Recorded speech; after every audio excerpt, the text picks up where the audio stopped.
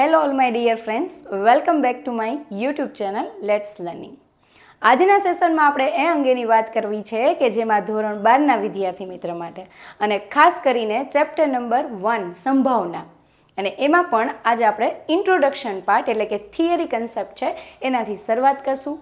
આજનો સેશન છે એ આપણો ફર્સ્ટ રહેશે કે જેમાં આપણને ઘટના શીખવાની છે. અલગ અલગ પ્રકારની ઘટના આવે છે અને ઘટનામાં આપણને બહુ તકલીફ થતી હોય છે કે કઈ ઘટના, બધી ઘટના છે, પૂરક ઘટના છે, છેદ ઘટના છે, યોગ ઘટના છે, અને આ સિવાયની ચોક્કસ ઘટના, અશક્ય ઘટના, આ બધી છે એ મિક્સઅપ થઈ જતી હોય છે. તો આને આપણે કઈ રીતે યાદ રાખી, ચાલો આપણે શીખીએ. તો સૌથી પહેલાં આપણે એનો પાર્ટ 1 જોશું.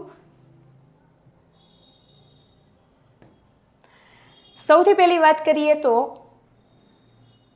ચાન્સ કોને કહેવાય? ચાન્સ કોને કહેવાય? તો કે ચાન્સ એટલે એવું કહેવાય કે ઘટના બનવાની કે ન બનવાની અજ્ઞાત તત્વ પર આધારિત હોય તો એને ચાન્સ કહેવાય. ચાન્સ તમને ખબર જ છે કે તક, મોકો, કે ચાન્સ એટલે અજ્ઞાત એટલે શું થાય કે જેની આપણને ખબર નથી, બનશે અને નહીં પણ બને. જે તત્વ છે એ આપણને ખબર નથી, જેનું આપણે અગાઉથી આપણે અનુમાન કરી શકતા નથી, એને કેવું કહેવામાં આવશે? ચાન્સ. એ બનશે પણ ખરા અને નહીં પણ બને, બરાબર? એની સંભાવના આપણે જે કરીએ છીએ એને ચાન્સ કહેવાય. ચાન્સને તમે મોકો પણ કહી શકો છો, તક પણ કહી શકો છો. અને એવું કહેવા માંગે છે ઘટના બનવાની કે ન બનવાની અજ્ઞાત. અજ્ઞાત એટલે જેને આપણને ખબર નથી. અજ્ઞાતનો મિનિંગ એમ થાય કે જે આપણને જાણ નથી, બરાબર? ભવિષ્ય આપણે એમ વિચારતા હોય કે આજે વરસાદ આવશે, બરાબર? આવે પણ ખરા અને ન પણ આવે તો આ જે વસ્તુ છે એને ચાન્સ કહેવાય. એ જે આપણે છે એડવાન્સથી એઝ્યુમ કરી લઈએ છીએ, ધારણા કરી લઈએ છીએ. એ જ વસ્તુ આપણે જ્યારે વાત કરીએ તો યાદચ્છિક ઘટના. યાદચ્છિક ઘટના કોને કહેવાય? તો કે ચાન્સ પર આધાર રાખતી ઘટનાઓને યાદચ્છિક ઘટના કહેવાય. ચાન્સ એટલે તક ઉપર આધાર રાખે કે આવું કંઈક બનશે, બનશે પણ ખરા અને નહીં પણ બને, બરાબર? એ ભવિષ્યમાં ઉપર આધારિત છે. આપણે ખાલી શું કરવાના છે? પ્રયત્ન કરવાના છે. આપણે ખાલી પ્રયોગ કરવાના છે. આપણે માની લ્યો કે એક ડાઈ છે, એક પાસો છે, એને આપણે ઉછાળીએ છીએ. આપણે વિચારીએ કે એના ઉપર 6 જ આવશે, બરાબર? આપણે ઘણી વાર કહેતા હોય 6 આવશે આ વખતે પાસા ઉપર, રાઈટ? અને પાસા ઉપર 6 આવી પણ શકે અને ન પણ આવી શકે. એ સિવાયના જે ઓપ્શન છે એ પણ આવી શકે. એટલે એ જે ચાન્સ પર આધાર રાખતી જે ઘટના બને એને યાદચ્છિક ઘટના કહેવાય, રાઈટ? હવે એ જ વસ્તુની આપણે વાત કરીએ તો એના પછીનો ટોપિક છે કે યાદચ્છિક પ્રયોગ. તો યાદચ્છિક પ્રયોગ કોને કહેવાય? તો જે પ્રયોગોનું નિરપેક્ષ રીતે સમાન સંજોગોમાં પુનરાવર્તન કરી શકાતું હોય અને તે પૈકી બધા જ શક્ય પરિણામો જ્ઞાત હોય, પરંતુ તે પૈકી કયું, અહીંયા કયું યાદ રાખવાનું થશે? ચોક્કસ પરિણામ મળશે તેનું નિશ્ચિત અનુમાન પ્રયોગ પૂર્વે કરી શકાતું ન હોય તેવા પ્રયોગને યાદચ્છિક પ્રયોગ કહે છે. વાત કરીએ તો અહીંયા આવશે કહે છે, રાઈટ? એ તમારે યાદ રાખવાનું છે. વાક્ય રચના કમ્પ્લીટ થઈ જશે. જે પ્રયોગોનું સમાન સંજોગોમાં પુનરાવર્તન. સમાન સંજોગોનો મિનિંગ એવો થાય કે આજે આપણે જ્યારે પરીક્ષા લઈએ છીએ ત્યારે આપણી પાસે બધા વિદ્યાર્થીને એક સાથે જ પરીક્ષા લઈએ છીએ. 10માના બોર્ડની જે એક્ઝામ છે એવું બને છે કે આજે લીધી, કોઈની કાલે લીધી ગુજરાતીનું પેપર, એવું નહીં બને.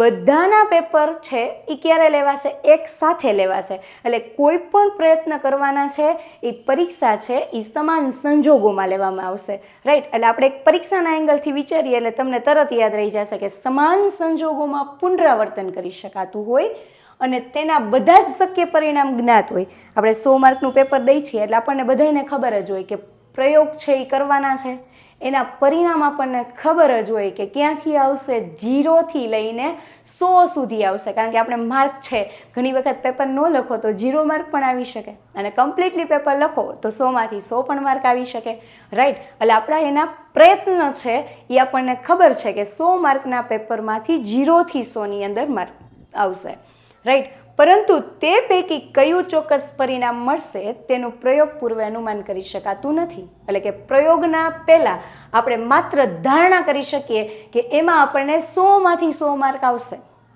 100 માર્ક પેપર દીધા પહેલાં આપણે એઝ્યુમ કરી લઈએ કે આપણે 100 માર્ક લેવા છે, પણ એ આવે પણ ખરા, 99 માર્ક આવે અને 98 માર્ક આવે, આવી જે સિચ્યુએશન ઊભી થાય એને યાદચ્છિક પ્રયોગ કહેવાય. આને તમારે વ્યાખ્યાને યાદ રાખવા માટે એક આપણે એમ વિચારી લેવાનું કે એક પેપરને યાદ રાખો કે પેપર છે એ બધાને સાથે લેવામાં આવે છે, બરાબર. એટલે કે સમાન સંજોગોમાં છે એ પુનરાવર્તન કરવામાં આવે છે, રાઈટ. તો સમાન સંજોગોમાં પુનરાવર્તન એટલે તમારે એ જ એક લીટીને યાદ રાખો કે સમાન સંજોગોમાં પુનરાવર્તન એટલે કે એક સાથે લેવાનું છે. અહીંયા કયું નહીં યાદ રાખતા, રાઈટ. બધા જ શક્ય પરિણામ જ્ઞાત છે. જ્ઞાતનો મિનિંગ એમ થાય કે જાણી શકી તેવા, રાઈટ. જાણી શકી તેવા. જ્ઞાત એટલે આપણને ખબર હોય એવા, અજ્ઞાત એટલે ન ખબર હોય એવા. ગમે ત્યારે બનશે ઘટનાના કુલ પરિણામ ખબર હોય. અને એક નિયમ ખાસ યાદ રાખજો કે સંભાવના ક્યારેય અનંત હોઈ શકે નહીં.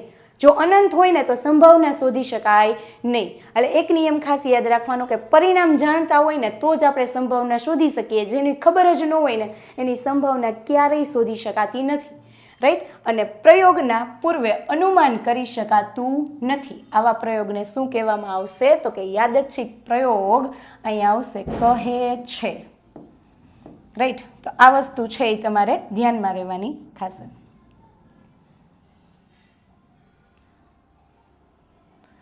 ચાલો હવે એના પછીની જ્યારે વાત કરીએ કે યાદચ્છિક પ્રયોગના લક્ષણો જણાવો. યાદચ્છિક પ્રયોગના લક્ષણ જણાવો. તો યાદચ્છિક પ્રયોગના લક્ષણમાં શું આવશે એ જ તમારે પાઠ પાડી દેવાના છે. જે વ્યાખ્યામાં મેં તમને અંડરલાઈન કરી દીધા હતા એ જ વસ્તુને તમારે પાર્ટીશન પાડીને લખી નાખવાના છે કે યાદચ્છિક પ્રયોગનું નિરપેક્ષ રીતે લગભગ સમાન સંજોગોમાં પુનરાવર્તન કરી શકાય છે, બરાબર. પરિસ્થિતિ કેવી છે?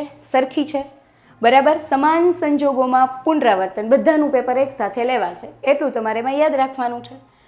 યાદચ્છિક પ્રયોગના શક્ય તમામ પરિણામો જ્ઞાત છે, પણ કયું ચોક્કસ પરિણામ મળશે તેનું નિશ્ચિત અનુમાન પ્રયોગ પૂર્વે કરી શકાતું નથી. કયું પરિણામ મળશે એનું એડવાન્સમાં આપણે નક્કી કરી શકતા નથી. એના શક્ય તમામ પરિણામો જ્ઞાત છે. વ્યાખ્યા વાંચો એટલે buy one get one free જેવી વસ્તુ થઈ ગઈ કે જો વ્યાખ્યા આવડી જાય તમને તો ઓટોમેટિકલી છે એ તમને એની જે લક્ષણ છે એ આવડી જાય. એટલે યાદચ્છિક પ્રયોગના લક્ષણ અવારનવાર બોર્ડની એક્ઝામમાં પૂછાતા હોય છે, તો ખાસ કરીને એના લક્ષણ અને વ્યાખ્યા છે એ તમારે ખાસ કરી લેવી. અને છેલ્લે યાદ રાખવાનું કે યાદચ્છિક પ્રયોગના અંતે ચોક્કસ પરિણામ મળશે. પરીક્ષા દીધા પછી આપણને પરિણામ તો મળવાનું જ છે. હવે આપણે વાત કરીશું નિદર્શ અવકાશ. તો નિદર્શ અવકાશ કોને કહેવામાં આવશે કે કોઈ પણ યાદચ્છિક પ્રયોગના શક્ય તમામ પરિણામોના ગણને યાદચ્છિક પ્રયોગનું નિદર્શ અવકાશ કહેશે. એનો મિનિંગ એવો થાય કે આપણે એક સિક્કો ઉછાળીએ તો એના કેટલા પરિણામ આવે તો કે H અને T. તો એ જે H અને T છે એ નિદર્શ અવકાશ કહેવાય. હવે વાત કરો કે એક પાસો છે એને આપણે ઉછાળીએ છીએ તો એમાં કેટલા પરિણામ આવશે તો કે 1, 2, 3, 4, 5 અને 6.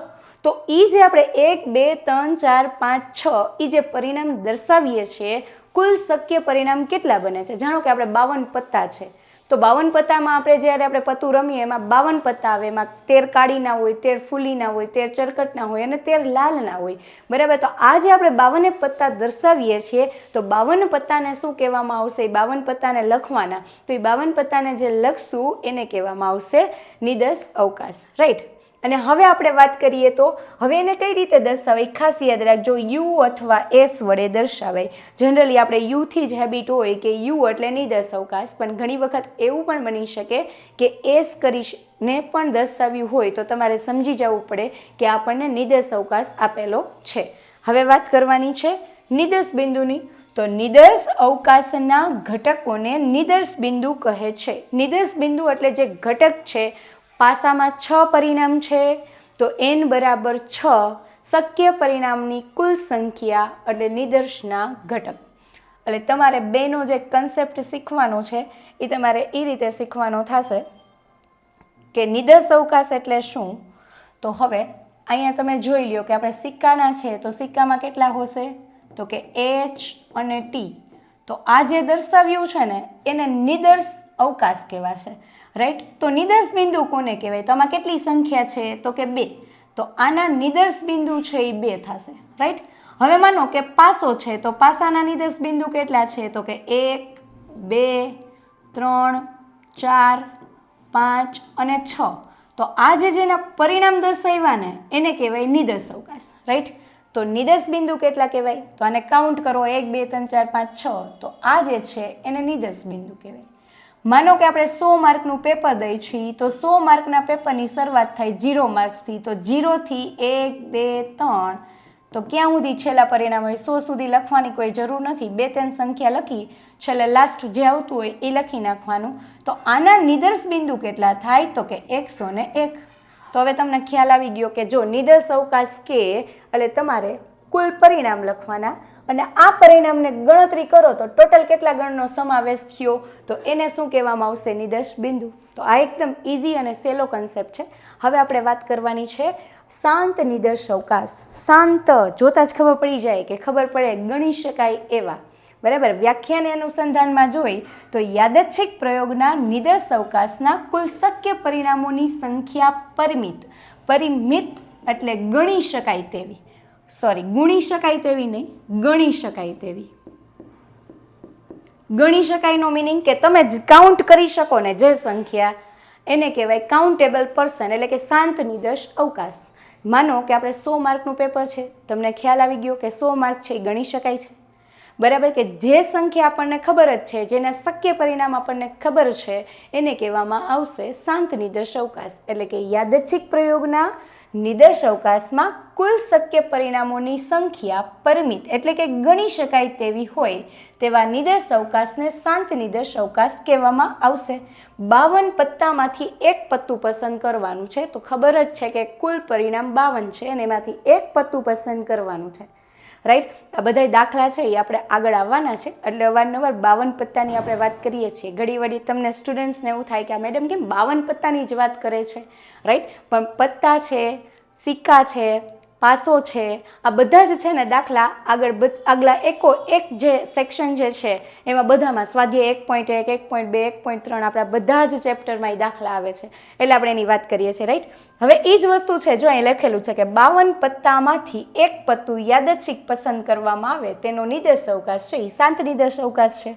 હવે એ જ વસ્તુ છે અનંત નિદર્શ અવકાશ. આમાં તમે પરિમિત શબ્દ યાદ રાખજો અને આમાં તમારે અપરિમિત, બે વ્યાખ્યા છે એ same to same copy paste કરેલી જ છે, ખાલી આમાં પરિમિત શબ્દ યાદ રાખવાનો, આમાં અપરિમિત. જો તમને એ યાદ ન રહે તો આમાં એમ યાદ રાખો કે ગણી શકાય તેવી, અને આમાં એમ યાદ રાખવાનું ગણી શકાય તેવી નહીં, બરાબર. ન ગણી શકાય અનંત. યાદચ્છિક પ્રયોગમાં નિદર્શ અવકાશના કુલ શક્ય પરિણામોની સંખ્યા અપરિમિત હોય તો તેવા નિદર્શ અવકાશને અનંત નિદર્શ અવકાશ કહેવાય. હવે એમાં તમે જોયું તો ઇલેક્ટ્રિક બલ્બનું આયુષ્ય કલાકમાં માપવું. હવે માની લ્યો કે આપણે આ બલ્બ છે એનો આપણે કોઈ અંદાજ ન લગાવી શકીએ કે આ કેટલી કલાક આ બલ્બ હાલશે, બરાબર. એ જ વસ્તુ છે, આપણે એમ કહીએ કે આકાશમાં જે સ્ટાર છે એને આપણે કાઉન્ટ કરવાના છે તો એ આપણે ગણી શકતા નથી. ઝાડ છે એના પાન છે એને આપણે ગણી શકતા નથી.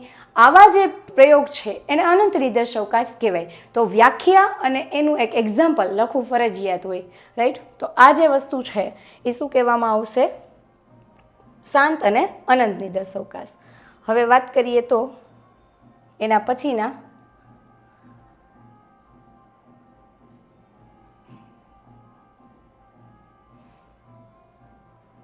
ઘટના. ઘટના કોને કહેવામાં આવશે? તો કે ઘટના એટલે યાદચ્છિક પ્રયોગના નિદર્શ અવકાશના ઉપગણને ઘટના કહે છે. તેને સંકેતમાં ABCD વડે દર્શાવાય છે. હવે માની લ્યો કે હું તમને એમ કહું કે પત્તા છે તો 52 પત્તા છે. હવે એમ કહું કે એમાં એકો હોય એની સંભાવના લખો, એના ગણ લખો, એટલે તમે કહેશો કાળીનો એકો હોય, ફૂલીનો એકો હોય, ચરકટનો એકો હોય અને લાલનો એકો હોય. આ જે વસ્તુ તમે લખી એને ઘટના કહેવાય. 52 પત્તા છે એ કુલ પરિણામ કહેવાય અને એમાંથી મેં તમને જે ઘટના કીધી એ તમે દર્શાવ્યા પરિણામ એને ઘટના કહેવામાં આવશે.